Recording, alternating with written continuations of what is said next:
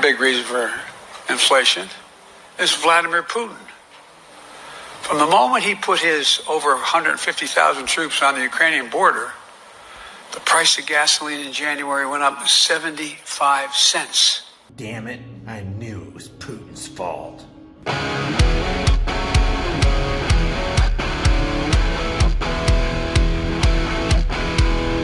Hey guys, one of the reasons I promote things on my channel is because I use them. And I use them because I believe they benefit me. They help promote strength, endurance, and energy. Energy? I give you some freaking energy around here. A lot of nature's top fruits and vegetables that support a healthy heart, circulatory system, and high energy happen to be red. So come on, spit it out. Where do we get some of this red stuff? I drink Eternal Reds because it's got 8 specific foods that promotes energy. And these foods would be costly and time consuming to get in your typical diet. So click the link in the description and grab some energy.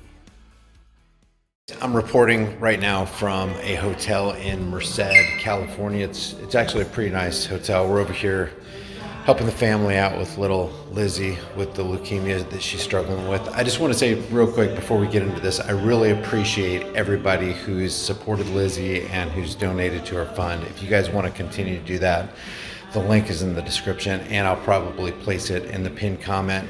I wanted to talk about this comment with Joe Biden blaming inflation on Vladimir Putin, which is pretty interesting. We're going to bring out some interesting considerations, but let's listen to this real quick.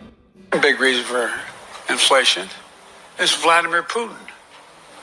From the moment he put his over 150,000 troops on the Ukrainian border, the price of gasoline in January went up 75 cents.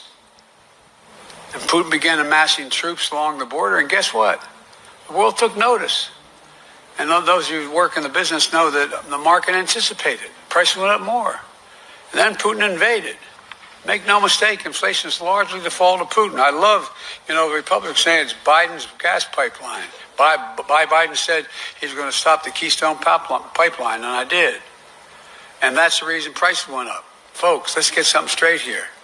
The Keystone pipeline was 2 years away and had been 2% finished. Give me a break.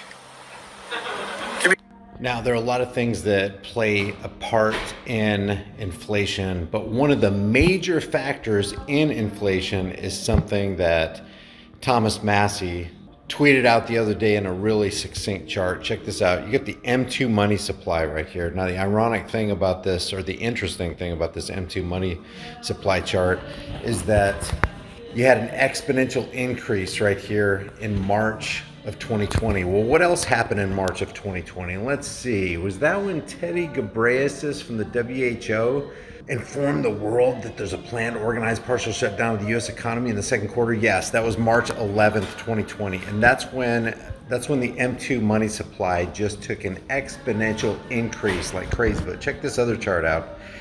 Right around the same time that you had this major increase in the money supply. And again, when you're talking about inflation and macroeconomics, yes, there are a lot of things, there are a lot of factors that play a part in what's going on as far as the devaluing of the dollar and how much your dollar is going to buy.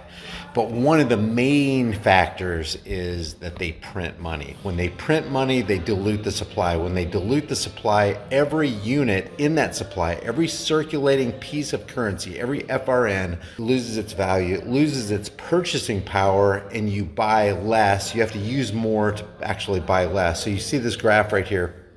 You have the consumer price index going up the same time that Ghebreyesus declared the planned organized partial shutdown of the U.S. economy in the second quarter. And I'm just using the words of James Bullard from the St. Louis Federal Reserve. That's what he called it, a planned organized, in that time, partial shutdown. We found out that it was actually a total shutdown of not just the U.S. economy, but the economies of the world, because you got to save people, So around that same time, they increased the M1 money supply, and therefore the consumer price index rose. So when you got Joe Biden over here saying, no, the reason we have inflation is because it's Putin's fault. Now, what's he admitting here? He's either saying that Vladimir Putin has control over the issuance of currency, and therefore he has his hands on the levers of the printing press, or, you know, Vladimir Putin has this power that none of us were aware of until Joe Biden blamed inflation on Vladimir Putin.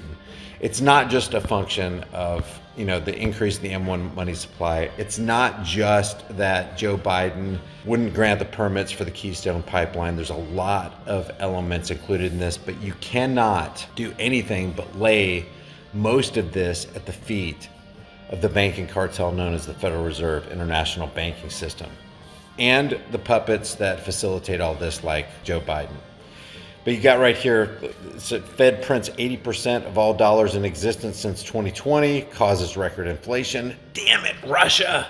This smokescreen of blaming Russia and blaming Vladimir Putin is just something that politicians do. And that's why I say politics is the clever and deceptive art of using euphemisms, lies, emotionalism, and fear-mongering in order to dupe average people into accepting and even demanding the chains of their own enslavement. When I passed Needles yesterday, Needles, California, when we were coming from Arizona into California and went by that fruit stand checkpoint that's a complete joke, 30 miles past Needles, we went to a gas station.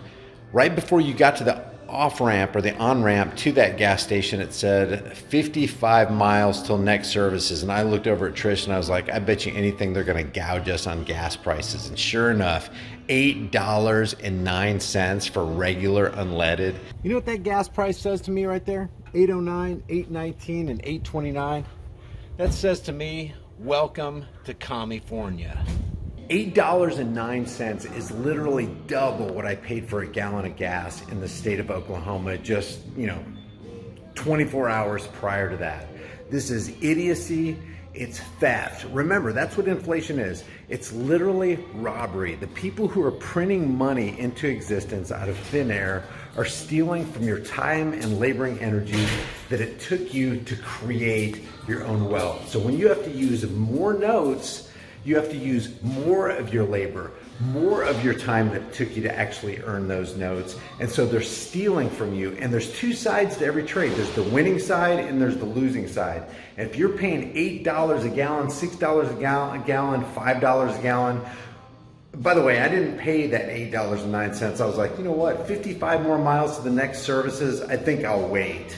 I mean, it was sitting on red, but I think I had like 74 miles worth of gas in my tank. So I went to the next station and ended up paying, I have it on a video, I think it was $5.63, but that's still outrageous, guys. It's still theft of your time and laboring energies. Anyway, that's it for this video right here. Thank you again so much for supporting Lizzie. Thank you for your thoughts, your prayers, everybody who's donated and is donating. This is the beginning of this battle. We're gonna see it through to the end and make sure she beats leukemia. So I appreciate it. Again, those links are in the description and in the pinned comment for you if you want to continue to contribute. And I'll see you guys in the next heavily censored shadow ban video.